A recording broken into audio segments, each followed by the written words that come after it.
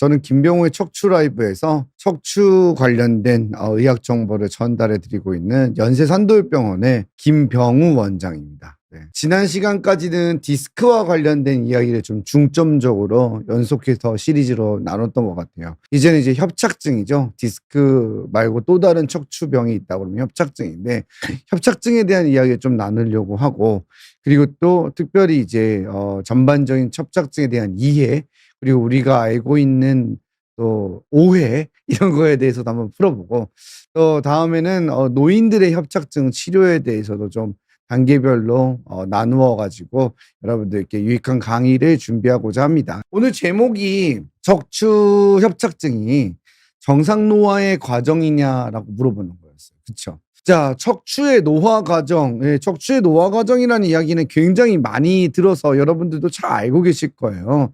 나이가 들면서 척추 질환이 생기는 거는 우리가 따로 공부를 하지 않아도, 그리고 그냥 주위에서 보기만 해도 알 수 있잖아요. 어느 정도는. 그죠? 그래서 대부분 알 수 있어요. 노화의 과정은 제가 철학적인 이야기를 되게 많이 할 때가 있는데, 가끔씩 척추 노화의 과정은 이 각도의 변화와 관련성이 있어요. 각도의 변화와.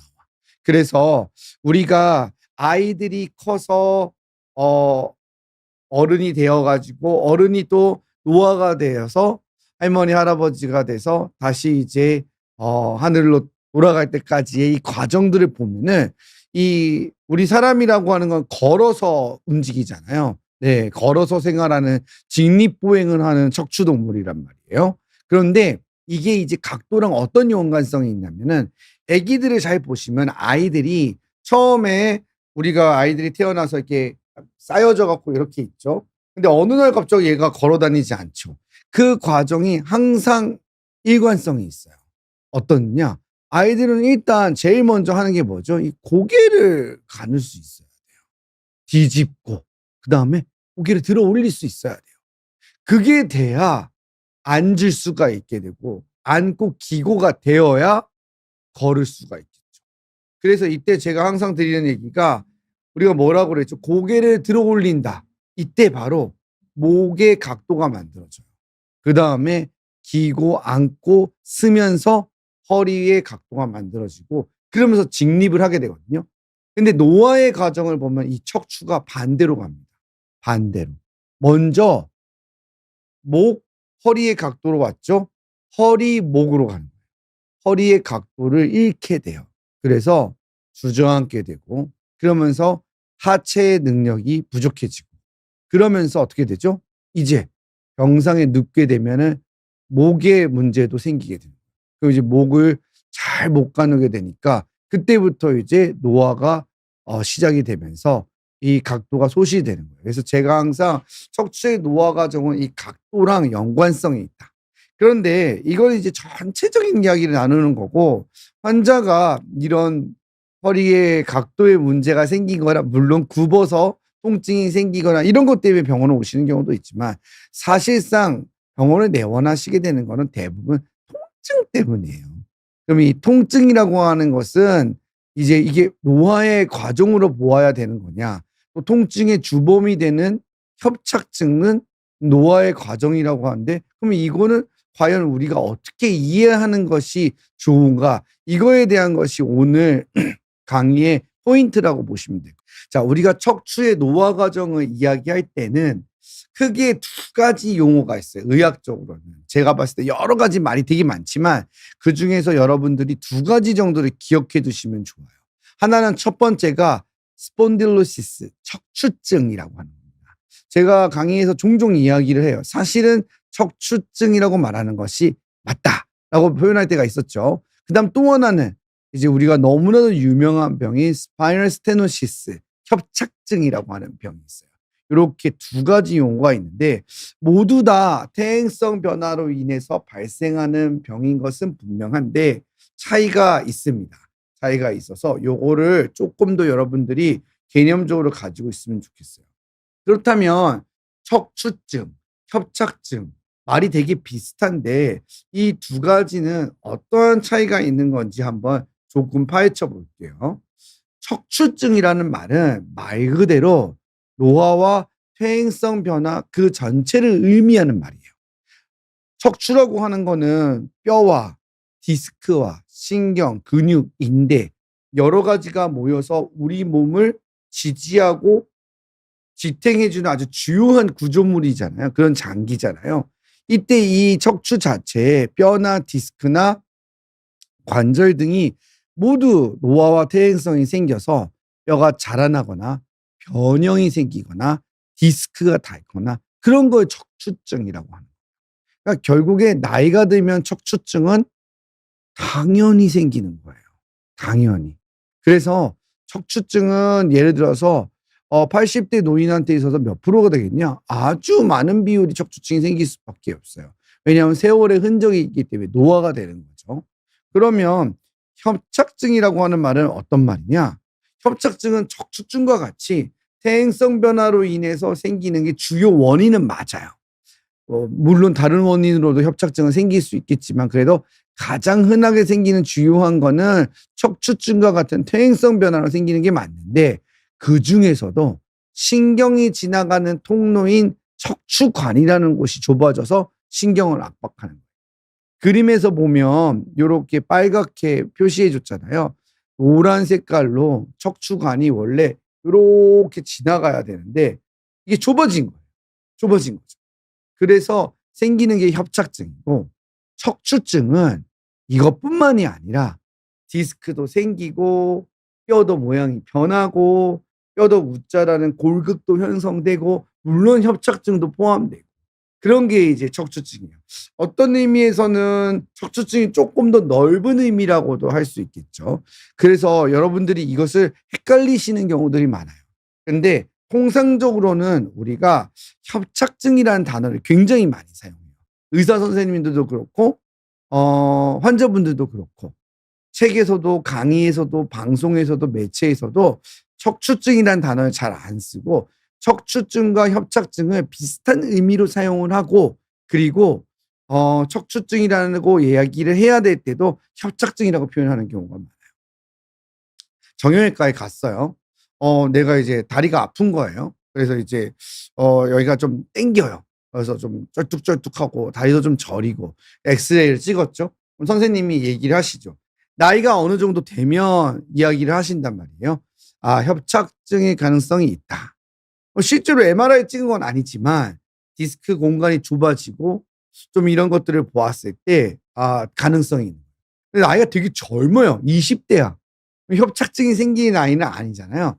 그러다 보면 이때는 디스크라는 표현을 쓰는 거예요. 그러니까 엑스레이만 검사해가지고는 정확한 진단은 어려운데 환자의 증상과 이런 것들을 보았을 때 의사가 판단하기에 임상적 진단은 퇴행성 쪽은 그냥 전부 퉁쳐서 협착증이라고 부르고 나이가 좀 젊으면 디스크라고 이야기를 많이 해요. 그리고 최근에는 또 워낙 환자분들이 이해도가 높아지니까 허리나 엑스레이상에서 어떤 큰 퇴행성 변화가 많지 않거나 그러면 이제 이 얘기를 어떻게 하냐면은 이상근 증후군 같다.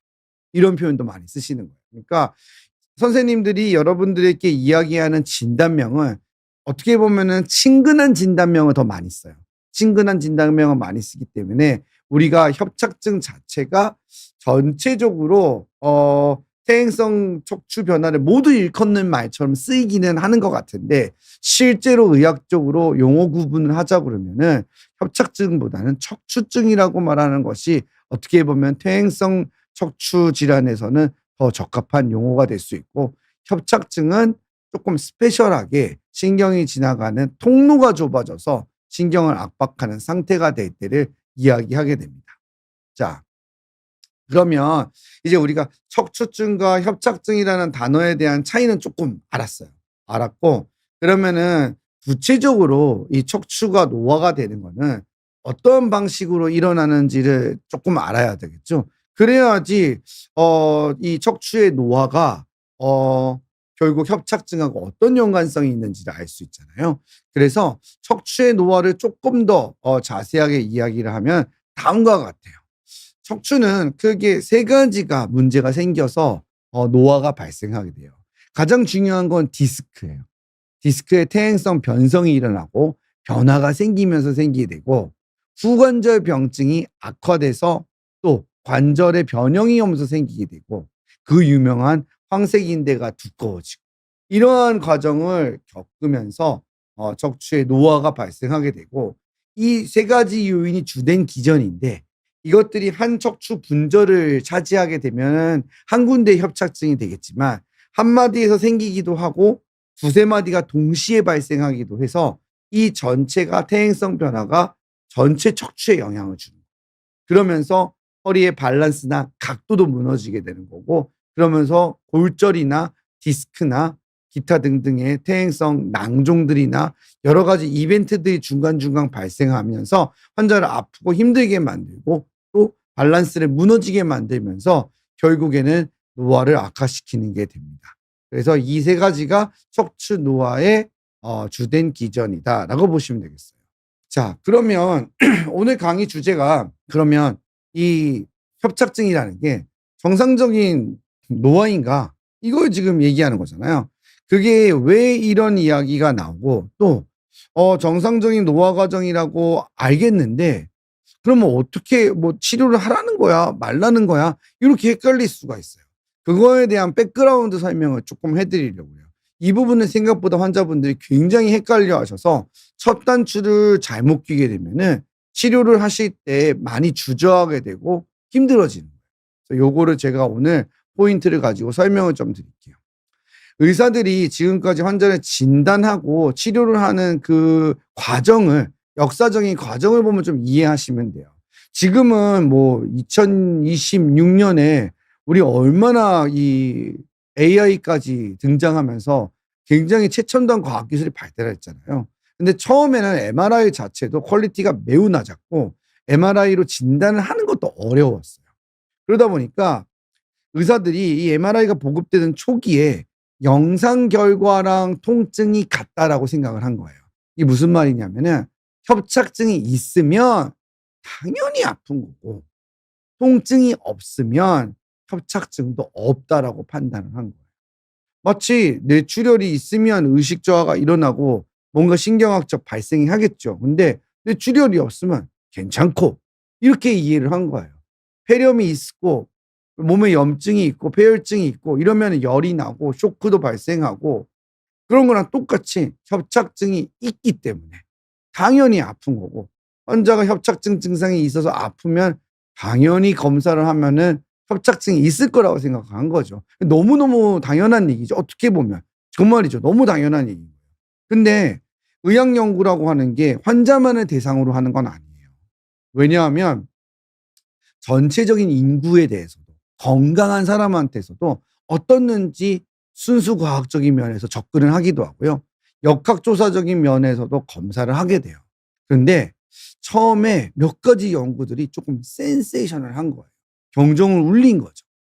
허리 통증이 한 번도 없었던 증상이 없는 무증상 환자들한테 MRI 검사를 해봤어요. 한 67명을 했더니 이 60세 이상 그룹에서는 절반이 넘는 사람이 비정상적인 MRI 소견을 보였고 그 중에서도 22%가 우리가 일반적으로 협착증이라고 말하고 수술을 했던 사람, 치료를 했던 사람과 영상적인 차이가 안 나는 거예요. 그러니까 야 이거 이상하다. 통증이 없는 사람한테도 심각한 퇴행 소견이 있으니까 MRI가 협착 소견이 있다고 해서 수술을 한다든지 치료를 반드시 결정하는 거는 위험할 수 있겠구나. 신중해야 되겠구나. 이런 생각을 하기 시작을 한 거예요. 무슨 말인지 이해가 가시죠? 그러니까 예전에는 이게 초창기의 이야기인 거예요. 90년에 나온 거니까 우리가 지금하고는 개념이 좀 많이 달랐던 시대인 거죠. 그러다 보니까 그때는 야 이거는 이럴 수가 있나? 하고 이렇게 많은 사람들이 많은 의사들이 헷갈려 했던 거죠. 이 이후에도 지속적인 연구가 계속 이루어졌어요. 그래서 10년 전에 나왔던 연구 결과만 보더라도 이런 연구가 굉장히 많습니다. 무증상인 3,000여 명을 대상으로 해서 연령대별로 CT, MRI 등을 굉장히 자세하게 메타 분석을 해봤는데 나이별로 구간을 나누어서 보았을 때 디스크 퇴행이라든지 디스크의 어떤 영상적인 변화가 일어나는 거는 연령이 증가하면 거의 다 생긴다는 걸 알았어요. 디스크 디제너레이션은 디스크 태행인데 70세, 80세는 93.6%예요. 그리고 디스크의 신호소실. 이거는 이제 우리가 조금 더 간략하게 본 거죠. 디스크의 색깔 변화만 일어난 것도 97세다. 근데 생각해보면 너무 당연한 건 거야. 너무 당연한 건 거. 왜냐하면은 내 몸 안에 있는 척추 자체가 내 얼굴이 노화가 됐는데 척추는 반짝반짝 젊은 사람 때랑 똑같다? 이게 더 이상하지 않나요? 그게 더 이상한 거잖아요. 그러다 보니까 아, 이게 당연한 결과가 될 수 있겠구나라고 생각을 하기 시작했고, 또 와카야마 연구 같은 경우에는 굉장히 인용이 많이 되는 연구인데, 이건 이제 지역에 있는 사람들을 가지고 이 추적 관찰 연구를 코호트로 한 거예요. 아까 전에 있던 연구들은 메타 분석 연구를 하거나 단면 연구를 했는데, 추적 연구를 해서 보았더니 증상이 있는 협착증의 유병률이 9.3% 정도. 그러니까 전반적인 여러 각도로 연구를 해본 거예요. 그냥 여러 선생님들이 했던 무증상 벌런티어들을 모집해서도 해보고, 그 다음에 많은 자료 기반을 모아서 취합한 다음에 약간의 가중치를 부여해갖고 단면적으로도 분석해보고, 또 한 동네 자체를 이 사람들이 어떻게 하고 사는지 추적하면서도 계속 관찰을 해보고, 그랬더니 생각보다 협착증이 무증상인 경우가 많고, 증상이 있는 협착증의 유병률이 생각보다 높지 않다는 연구 결과가 상당히 많이 나오게 된 겁니다. 그러면서 이게 도대체 뭘 의미하는 걸까 하고 여러 선생님들마다 생각이 달라진 거예요. 수술을 하는 의사 입장에서도 다르고, 재활의학과 의사나 혹은 역학 연구를 하는 의사나 가정이나 많은 선생님들 입장에서 각각의 다른 점들이 나왔는데, 공통적인 부분은 다음과 같습니다. 첫 번째, 협착증은 영상과 증상이 일치하지 않는다. 불일치성이에요. MRI상에서 아무리 좁아져 있어도 아무런 통증이 없이 일상생활을 하는 사람이 매우 많다. 매우 많다. 근데 여러분들이 이제 조금 이따 이거 오해를 하면 안 돼요. 그럴 수 있다라는 거예요. 영상과 증상이 불일치할 수 있다. 쉽게 말해서 폐 사진을 찍었는데 폐 사진에 폐가 하얗게 됐어요. 완전히. 그러면 숨을 쉬기 힘들죠. 폐렴이 아주 심한 상태인데 일상생활이 되겠어요? 그런데 그렇게 하얀 폐를 가지고 42.195km 마라톤을 달리는 사람은 없을 거예요. 네. 그러니까 이렇게 어떤 질병들은 영상적 진단과 증상이 거의 일치한단 말이에요. 대부분이 그렇겠죠. 근데 이 협착증은 그게 아닌 거예요. 좁아져 있어도 통증이 없는 사람이 있고, 또 반대의 경우로 생각보다 많이 안 좁은데 환자는 너무 힘들어하는 경우도 생길 수가 있어요. 이렇게 영상과 증상의 불일치성이 있을 수 있다. 그러다 보니까 이거는 나이가 들면서 무조건 생기는 비율은 같으니까 척추관이 좁아지는 것도 주름 생기는 것처럼 자연스러운 증상이 아닌가, 이런 바를 시사하게 되었고, 그러다 보니까 이 치료는 함부로 하지 마라. 천천히 해라. 환자가 느끼는 증상하고 맞아서 해야 되냐, 이렇게 종합적으로 결정해야 된다라고 하는 전반적인 연구 결과가 쌓이게 된 거예요. 그래서 선생님들도 협착증 때문에 오시게 되면은 뭐 약 드셔보시고 물리치료하고, 그다음에 주사 맞아보시고, 그다음에 어떤 선생님은 이거 수술은 하시면 안 되고요. 예, 시술하셔야 되고, 이러면서 이야기들이 많이 나오게 됐는데, 제가 전반적으로 환자분들하고 외래 진료실에서 면담을 할 때나 혹은 또 상담을 드릴 때나 이럴 때 보면은 이 이야기들이 많이 와전된 부분들이 없지 않아 있습니다. 그래서 여기서 환자들이 헷갈려 하시는 거예요. 그게 제가 봤을 때는 가장 많이 여러분들이 헷갈려 하시는 건 뭐냐면, 자, 협착증은 정상 노화의 과정이에요. 맞죠? 지금 그렇게 설명을 했고요. 그러니까 협착증은 병이 아닌 거예요. 정상 노화니까 주름살이라고 그랬잖아. 주름살 다 생기는데. 그러니까 치료할 필요가 없다. 그러니까 정상 노화니까 협착증 치료하는 거는 말이 안 되는 거다. 이렇게 결론을 내리게 돼요. 이게 환자분들이 가장 헷갈려 하세요. 가장 헷갈려 하시는 거예요. 자, 골다공증. 우리가 근골격계에서 가장 유명한 질병 중 하나지 않습니까? 여러분들 이제 골다공증 모르시는 분 없잖아요. 골다공증 치료해야 된다는 거 다 알고 있고요. 믿기기 어렵겠지만 골다공증이 그리 오래된 병이 아닙니다. 골다공증이 처음 나왔을 때 개념이 의사들한테 이 사진을 보여줬어요. 왜? 골다공증이란 병을 설명을 했어요. 처음에. 몇몇 연구자들이. 그러면서 이제 의사들이 임상 의사들이 듣고 골다공증이니까 나이가 들면서 뼈가 약해진다는 거잖아요. 아니 그건 노화예요. 당연히 일어나는 거죠. 아니 그 정상 노화를 그러면 젊어지시겠다는 거예요. 진짜 이렇게 반응했어요. 그래서 이 사진을 보여주면서 정상 뼈는 이렇고 골다공증이 있는 뼈는 이렇게 구멍이 송송송송 나서 이거는 금방 깨진다. 많은 연구 결과로 지금은 질병으로 증명이 됐지만 처음에는 이것도 정상 노화의 과정이라고 생각을 한 거예요.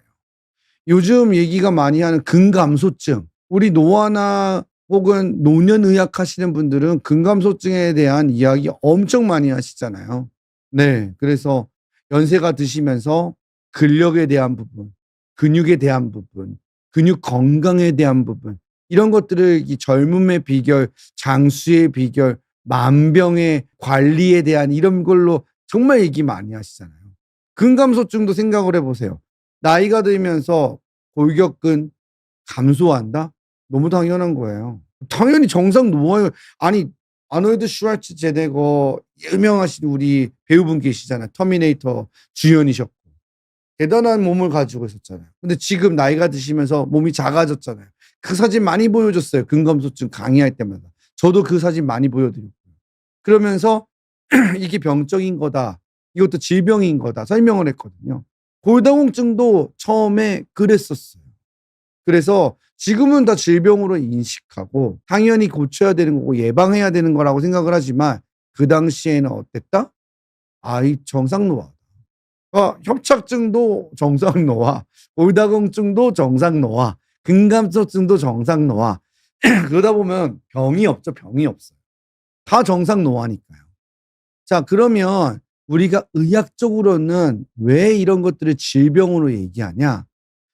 제가 지금 사진으로 보여드리는 게 정규분포 곡선이라는 걸 보여드리는 건데 이 정상적인 집단에서 평균치에 비해 동떨어져 있을 때 이게 문제가 되는 거고 이 동떨어져 있는 집단에서 병적인 이벤트가 발생하게 되면 이게 바로 질병인 거예요.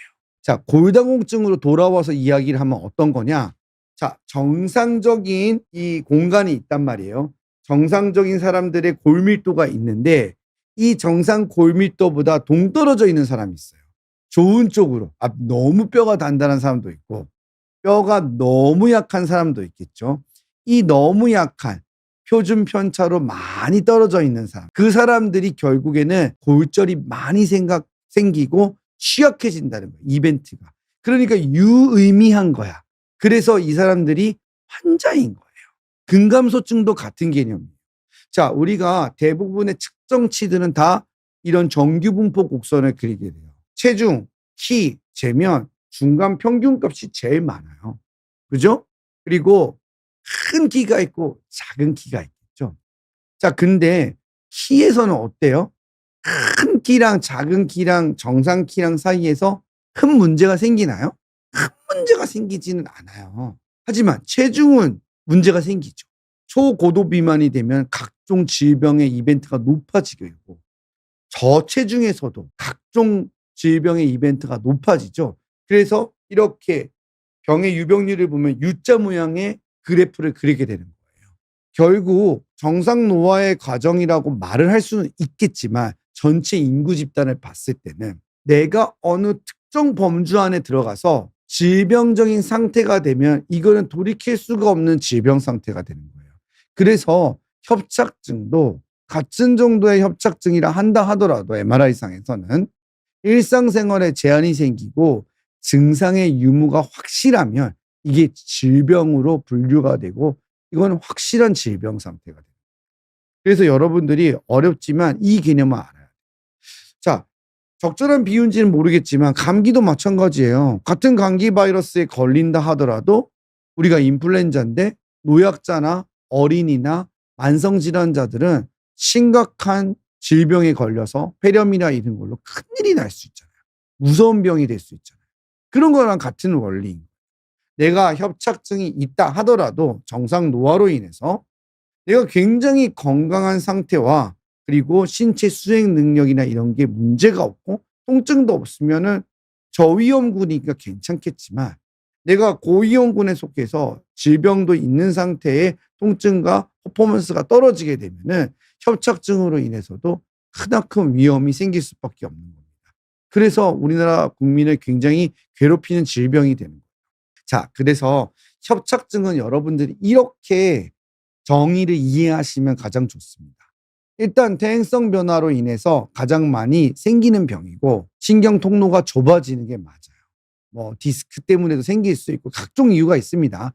아무튼 신경 통로가 좁아졌고 이 신경 압박으로 인해서 통증이나 장애나 이런 신경학적 결손이나 증상이 동반되어져 있는 상태예요. 그래서 여기에 위험인자가 더해지면 예후가 나빠지고 증상이 악화되는 겁니다. 그 위험인자에는 나이가 있어요. 나이가 늘어날수록 더 심해지고 회복하기가 어려워지고 당뇨, 골다공증, 근감속증, 직업적인 요소, 사회 정서적 요인 등 여러 가지가 영향을 주게 돼서 협착증을 악화시키게 됩니다. 오래된 수도관에 제가 비유를 굉장히 많이 하는데 오래된 수도관도 안에 녹쓰는 건 되게 당연하잖아요. 우리 집이 30년 된 아파트예요. 네, 30년 된 아파트예요. 이 30년 된 아파트에서 녹물이 나오는 거는 어찌 보면은 당연하다고 말할 수 있지만 당연하지 않은 걸 수도 있잖아요.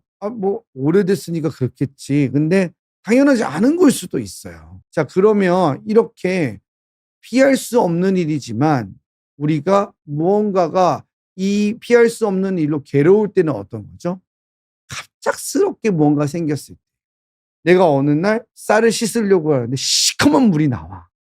그럼 이거 생활할 수 있어요? 안 되는 거예요. 이제 생활이 불가능한 거예요. 그게 바로 협착증에서도 그 위험성, 증상의 진행 속도예요. 내가 1시간, 2시간씩 잘 걸어 다니는데 어느 날 갑자기 30분도 못 걷겠어. 좀 많이 이상해. 그러면 급격하게 악화돼요. 마치 오래된 수도관에서 이게 막 문제가 생기면 공사해야 되잖아요. 뭐 관을 바꾸든지 뭘 어떻게 해야 되지 않습니까? 물을 못 쓰게 되잖아요. 생활이 안 되는 거죠. 마찬가지입니다. 협착증도 이렇게 진행 속도에 따라서 문제가 발생하게 되면 어려워요. 그리고 가장 중요한 거는 협착증과 마찬가지로 이 수도관도 새로 못 만들잖아요. 자연적으로 새 수도관이 안 되는 것처럼 이 협착증도 자연적으로 다시 넓어지진 않아요. 그러다 보니까 뭐 각종 뭐 여러 가지를 하세요. 뭐 먹는 것부터 시작해서 운동부터 시작해서 안 넓어집니다. 그러면 내가 이걸 컨트롤하려면 어떻게 해야 되죠? 위험인자를 줄여야 돼요. 위험인자를. 그 위험인자가 아까 많았잖아요. 나이도 있고 뭐 당뇨도 있고 신체 수행 능력, 사회적 요인, 뭐 직업적인 요소 이런 거 많았잖아요. 그런데 이 위험인자들을 우리 잘 생각해 보면 이 위험인자를 줄일 수 있어요? 내 나이 젊어질 수 있어요? 내가 80세인데 위험인자를 줄여야 된다? 70세가 돼야 되겠다가 10년을 젊게 만들 수 있어요? 불가능하죠. 당뇨, 골다공증, 근감소증 치료 가능할 것 같지만 치료 잘 안 되죠. 직업적인 요소 바꿀 수 있어요? 지금까지 이렇게 일해왔는데 어느 날 갑자기 쉽지 않습니다. 되돌리기 어려운 위험인자들이 너무너무나도 많아요.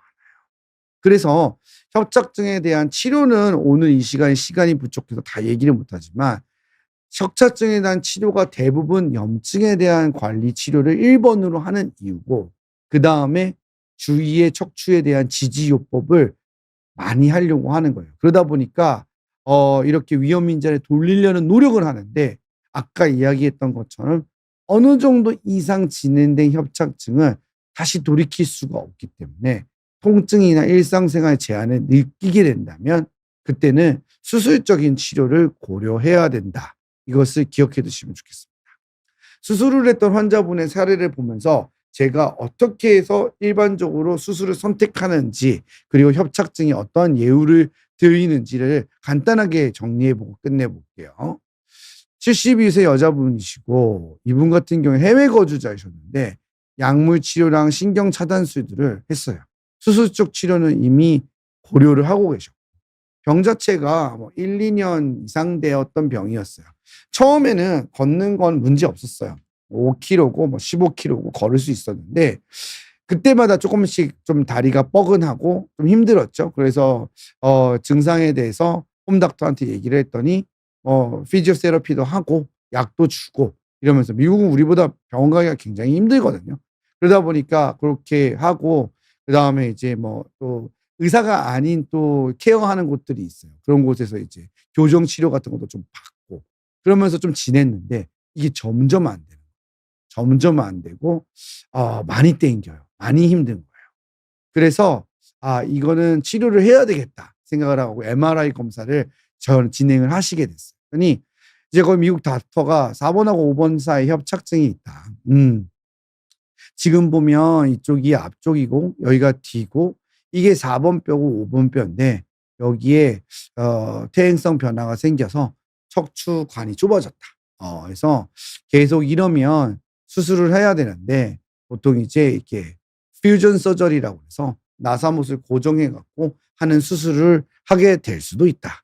그전에는 지금처럼 약 먹고 운동도 열심히 하고 그리고 못 견디면 스테로이드 주사를 맞아 보자라고 얘기를 한 거예요. 그래서 스테로이드 주사를 여러 차례 했어요. 미국 같은 경우에 많이 하진 않기 때문에 여러 차례 해도 2-3 번 정도예요. 그래서 주사를 맞았더니 첫 주사는 굉장히 좋았어요.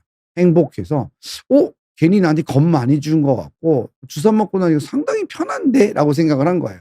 그리고 상당 오랜 기간 잘 지내셨어요. 근데 또 어느 날 갑자기 또 무언가 무리를 한 거예요. 그랬더니 다시 땡기기 시작하는 그 무리가 되는 거. 그게 뭐죠? 위험인자 중 하나예요. 그건 내가 고칠 수 있는 위험인자잖아요. 근데 다시 신체 수행 능력이 원래대로 돌아오니까 하던 거 하면 안 좋은데 또 하는 거죠. 그러니까 어떻죠? 허리에는 여유가 없으니까 그걸 다시 하니까 통증이 또 생기는 거예요. 그래서 스테로이드 주사 또 맞은 거죠. 첫 번째 스테로이드 주사는 효과가 많았지만 두 번째 스테로이드 주사 효과가 떨어지는 거예요. 그래서 잘못 들어간 거냐, 약을 똑같은 걸 쓴 거냐 했더니 똑같은 거에서 똑같이 잘 들어갔다는데 지금은 아마 염증도 심해지고 점점 더 심해지고 악화되니까 그러는 것 같다. 왜 그러냐면은 처음에 들어갔을 때는 염증이 많이 빠지는데 얘네들이 시간이 지나면 협착증은 딱딱해지고 이제 안에 있는 혈류도 감소하게 되면서 약이 잘 안 퍼져요. 그러니까 첫 번째 주사는 효과가 있는데 두 번째 주사부터는 효과가 좀 떨어지죠. 그러면서 반복해도 효과가 없으니까 더 이상은 할 필요가 없다고 얘기를 했고 수술을 이제 결정해야 된다고 했는데 이제 한국에서는 내시경 같은 걸로 수술을 한다고 하는데 내시경 같은 걸로 수술은 불가능하냐 했더니 내시경? 그런 건 안 한다. 그러니까 그거는 뭐 본인이 알아서 해 보시든가 아니면은 미국 내에 있는 사람을 찾아서 가든가 네가 알아서 해라. 이런 식으로 환자한테 설명을 하니까 이제 수소문 끝에 나오셔 갖고 치료를 받게 돼요. 중증 협착증이기 때문에 국내에서도 요렇게 되면은 당연히 수술적 치료를 고려하게 되겠죠. 단면도에서도 자세히 보면은 황색인대가 요렇게 까맣게 된 부분인데 완전히 막혀 있는 걸 알 수가 있어요. 앞쪽의 디스크는 생각보다 두꺼운 편인데 여기 있는 황색인대가 굉장히 두꺼워져 있고 관절도 많이 비유되어 있어서 이거는 중증 협착에 해당되는 게 맞죠. 그러면 보존적 치료를 충분히 했는데도 효과가 없기 때문에 수술적 치료를 고려해야 됩니다. 수술을 생각할 때는 나사를 박는 유압술도 할 수 있습니다. 그리고 감압술도 할 수 있는데 아무래도 감압술을 하는 것이 환자의 허리 기능을 유지하는 데 도움이 되겠죠. 그렇다면은 꼭 유압술을 해야 되는 경우가 있잖아요. 분리성 전방전이증이 있다든지 불안전증이 심하다든지 전방전이가 너무 심해서 어긋난 각도가 몇 도 이상이라든지 그러면 교정을 해야 되니까 유압술을 고려해야 되는데 지금은 그런 요소가 없기 때문에 이거는 협착증만 존재하니까 감압술만으로도 충분히 진행할 수 있겠죠. 그래서 단일공 내시경을 이용해서 구멍을 넓혀주는 수술을 시행을 한 거예요. 지금 보이는 게 황색인대 노랗게 보이잖아요. 황색인대가 굉장히 두꺼워진 거고 여기가 이제 황색인대가 붙는 자리고 요 아래로 신경이 지나가죠. 신경 압박이 매우 심한 상태이고 이걸 제거시켜주고 신경공을 넓혀주는 수술을 시행하게 됩니다. 수술 후 1년째 MRI를 보면은 잘 유지되는 것을 알 수가 있어요. 내시경으로 감압술을 하게 된다 그러면은 이제 우리가 구조에 꼭 필요한 조직은 다 살려주는 거예요. 신경을 누르고 있는 것만 제거를 해준다고 보시면 돼요. 왜냐하면은 이게 흔들거리거나 구조에 큰 문제가 없기 때문에 그걸 건들 필요가 전혀 없어요. 그러면 신경을 압박하고 있는 조직만 제거해서 신경이 눌리는 것만 풀어주는 게 감압술이기 때문에 그렇게 감압술을 시행하게 되면은 이렇게 눌려있던 부분만 풀어지고 단면도상에서 보아도 증상도 매우 호전되고 이렇게 넓어지는 것을 알 수가 있어요. 아까 전에 까맣게 되어 있었잖아요. 인대가 두꺼워지면 까매지거든요. 그러면서 신경관이 이렇게 하얀 부분이 보이지 않고 신경 다발의 점들도 보이지 않게 되는데 수술을 해서 감압술로 넓혀주고 두꺼워진 인대를 제거했기 때문에 신경관이 넓어져서 안에가 넓어지는 겁니다. 그래서 환자의 증상도 호전되는 거예요. 전과 후를 보면 이렇게 차이가 있죠. 그래서 협착증은 노화의 과정으로 이렇게 좁아질 수 있어요. 하지만 일정 수준 이상 좁아졌을 때 우리가 그 위험인적 컨트롤을 하지 않으면 통증이 발생하게 돼요.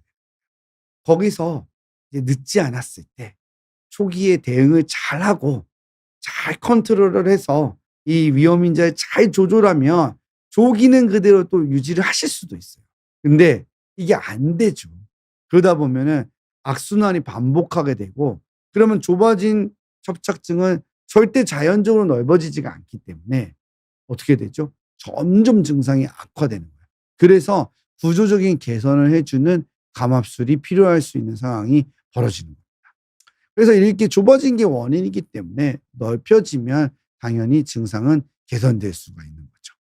자, 정리해보면 다음과 같아요. 척추관이 좁아지는 현상은 정상 노화의 과정이라고 할 수 있습니다. 하지만 좁아져서 신경이 압박돼서 통증과 장애가 생기고 신경학적 증상이 발생하면 그때는 척추 협착증이다라고 진단이 되는 거고 치료를 요하는 것이라고 보시면 되겠습니다.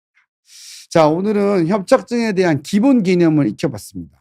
다음 시간에는 연령이 많으신 분들이 협착증이 당연히 많겠죠. 고령의 환자에서 협착증 치료를 선택할 때 어떠한 것들을 고려해야 되는지 이런 부분에 대해서 또 강의를 또 해보려고 하니까 많은 참여 부탁드리겠고요. 여러분들이 궁금하신 내용들 또 댓글로 많이 남겨주시면 다음 강의할 때 또 참고해서 준비해 보도록 하겠습니다. 여러분, 그럼 오늘도 공식 인사하고 마무리하도록 하겠습니다. 여러분, 오늘도 통증 없는 밤 되세요. 굿밤 되세요. 안녕.